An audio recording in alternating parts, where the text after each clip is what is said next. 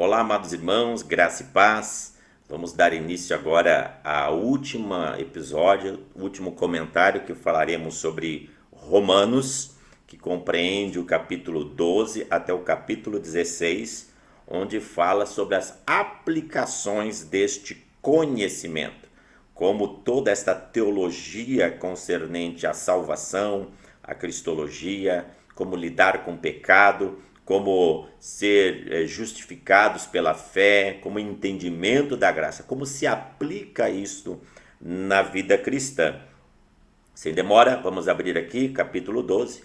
É por isso que o apóstolo Paulo diz assim: rogo-vos, pois, irmãos, pelas misericórdias de Deus, essa misericórdia que nos salvou, que apresenteis o vosso corpo como sacrifício vivo, não mais apresentando ao pecado, porque nós somos mortos para pecados, mas serviço vivo a Deus, agora de uma forma lógica ou de uma forma racional, como diz as Sagradas Escrituras. E não vos conformeis com este século, mas transformai-vos pela renovação da mente, né?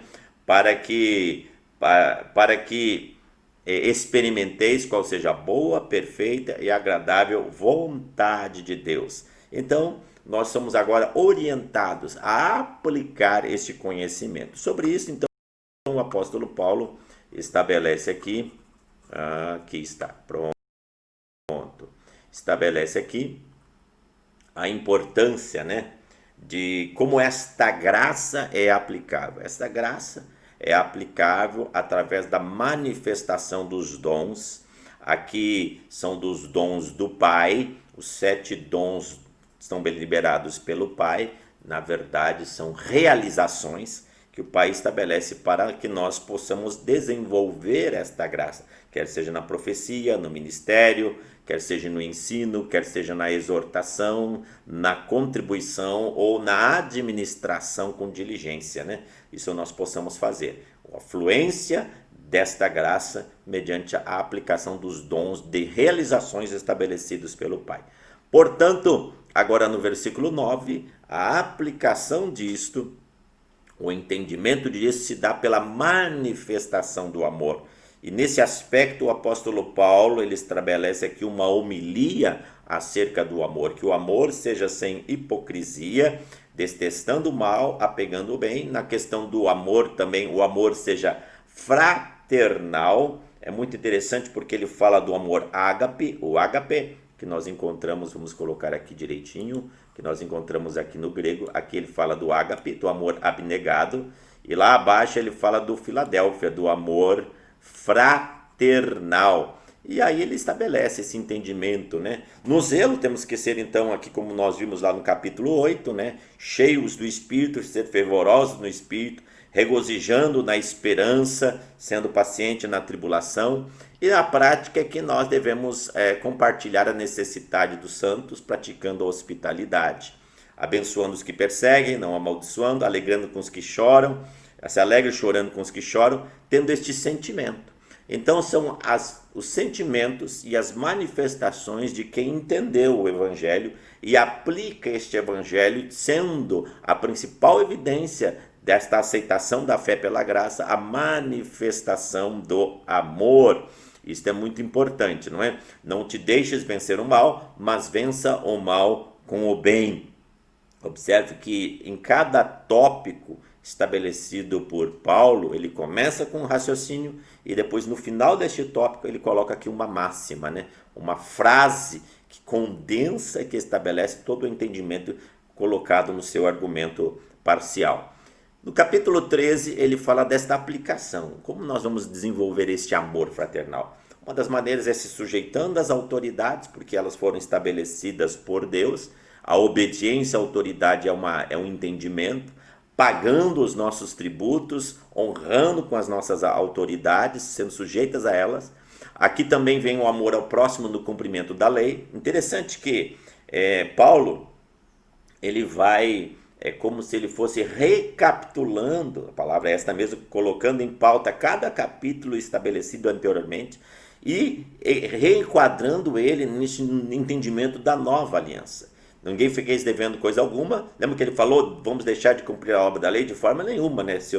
E pelo contrário, quem ama a Deus, este pratica a lei. Portanto, não adulterarás, não matarás, não furtarás. São todas estas práticas do cumprimento da lei, porém, a máxima agora não é a obediência por um critério de se tornar salvo através das suas obras, mas a máxima é o cumprimento da lei, porque o amor nos leva por instinto, por naturalidade, à aplicação dos recursos da lei. Muito bem. Aqui ele estabelece no capítulo 12, versículo 11, ele fala sobre as questões escatológicas, que não devemos mais andar no pecado. Lembra que ele tratou da doutrina do pecado ali no capítulo 6 e 7, que nós não estamos mais debaixo do pecado, porque nós estamos agora revestidos do novo homem, que é Cristo Jesus. A prática da lei também é que nós devemos acolher, a prática do amor é que nós devemos acolher os que são débeis na fé, não para gerar discussões, mas para entender e ser tolerante para com aqueles que são débeis na fé, principalmente aqui ele está falando com relação aos judeus, aqueles que ainda obtêm e querem seguir os critérios da lei, guardando dia, meses, guardando os critérios da legislação mosaica, né? Ele diz, não, vamos amar essas pessoas aqui, enfim, não vamos julgar por causa dela, né? Então, porque aí ele volta lá que está no capítulo 1, 2, né? Porque cada um vai prestar conta de si mesmo a Deus. Ele falou sobre o juízo lá, muito claro no juízo final lá no capítulo 1 de Romanos. Ele agora reestabelece que também nós vamos prestar conta, só que agora com uma nova vida em Cristo Jesus.